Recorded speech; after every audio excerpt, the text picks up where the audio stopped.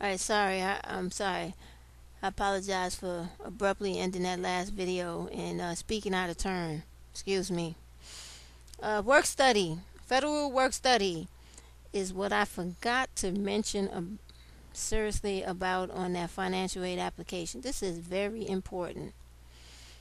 Students, no matter if you are independent or dependent student, you not want, I can tell you what to do. You should click or check off, yes, I'm interested in work study, federal work study program, because this is going to give you an additional 1600 to, I think the max is $4,000 a year. And in some cases where students are coming from other countries or other disadvantaged financial backgrounds, it can go up to $7,000 additionally per year, I think it is. Yeah. So you have to look into that because, like I said, I'm not an expert on this, but I'm just giving you the information that I'm aware of. So that's an additional few thousands of dollars attached to the Pell that the federal government is going to give you for financial aid, and TAP if you're a New York State college student. Okay? So that's kind of important. Now, if you want to receive loans, that's between you and your parents. Work that out. Make sure that you know there's a serious difference between the government loans, that's Perkins and Stafford loans, and those private loans from Chase, Wachovia, Citibank, Bank of America, whoever, and that new money lending situation that's out there that's independent. That I'm gonna let me not speak about that till I go through my paperwork and get the actual website for it, so I can explain that to you. That's a new independent type of loan borrowing where it's a third party, but it's not like the banks. So you're gonna end up owing personal individuals money who are gonna give you money to go to school. I don't. Now let me not talk any further on that till I go get my information and come back. But that's personal. You have to look into that. You also have to keep in mind that the rules that applied for loans in the past don't necessarily apply today, because with the new president, we have new loan laws that have gone into effect and that will be going into effect. So you have to look into that, into your own state, how those laws are going to affect you. You can also go directly on Sallie Mae and Freddie Mac to see what changes the government has made them upload on their sites and inform you of the changes on those loans, because it's mandatory. If the president makes a new law concerning loans, student loans, which he has, and he's also trying to incorporate a new part of student loan, a new portion of a change to the student loan laws in this new healthcare bill. Look into all that. Go on the websites for the White House, go on the websites for the Congress, go on all that. Read it, sit there, watch the videos, get the information, because those changes are going to affect your children. And you don't want your kids to end up like so many other students out there coming out of those 4-year colleges with a singular undergraduate degree, BA in, or BS in whatever, and they're like 123 or more dollars in $123,000 in debt already. Are you kidding me?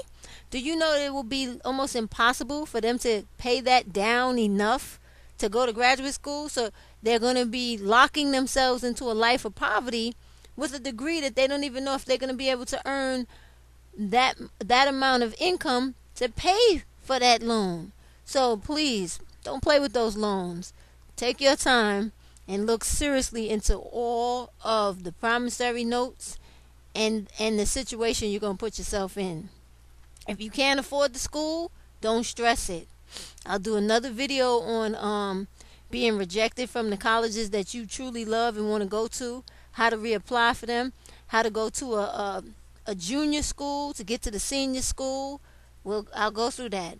Do not be disheartened by it. Sometimes you can't go the road you want. You got to take an alternative to get where you're going. but please do not pigeonhole yourself into getting into a world of thousands and hundreds of $1,000s of debt due to student loans. It's not going to work, and it doesn't work out well at all. All right? There are tons of people on the internet where they're speaking about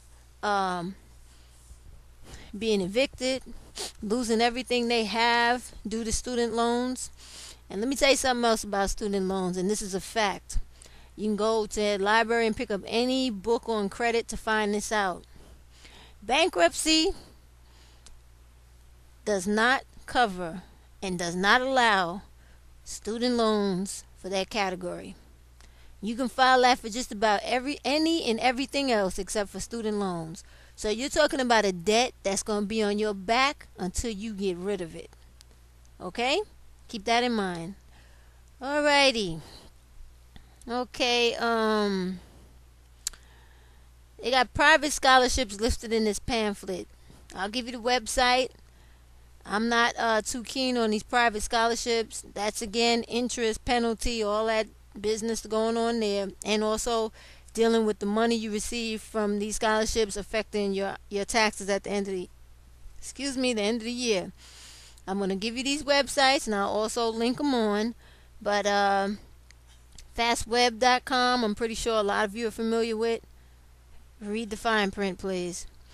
collegenet.com, and then there's wiredscholar.com and srnexpress.com.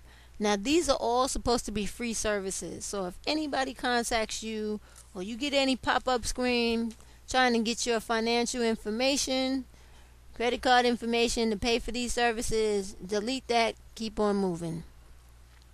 Remember I spoke to you earlier about those 529 plans in New York? Well, the website is in this pamphlet. I'm going to give it to you. So even if you don't live in New York and you're interested in going to school here, you can find out about how these college saving plans will affect you personally. That website is newyorksaves.org. All right, you should be able to find out about that. And then, each individual college has their own academic management services where if you're a student that chooses to pay for school as you go through it, which is a great thing if you can do it, there's website tuitionpay.com, and you can get most of your information that you need off there.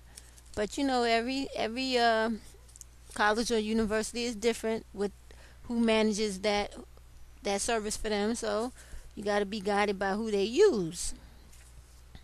Anything else in here that we will need to think about or even want to consider? None that I can think of. Nothing I see. Okay, that's about it. Anything else? Let me just flip through real quick before my time lapses. Alright, that's the end of dealing with the FAFSA application. What I can do in the next video is to just give you some general miscellaneous information that I can throw out there that'll help parents with children of any age, junior high school, elementary, high school, whichever. Give you some advocates for children's information, or some different websites to help you prepare for them in whatever it is they're trying to do. I gave some out before in the other videos, but I'll do it again.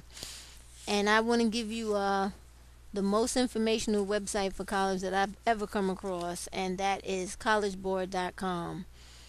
Alright, I'm going to end this video here because I got to do a lot of uploading of these links for you so you get every one that I spoke of. Okay, good night. Until next time. Thank you.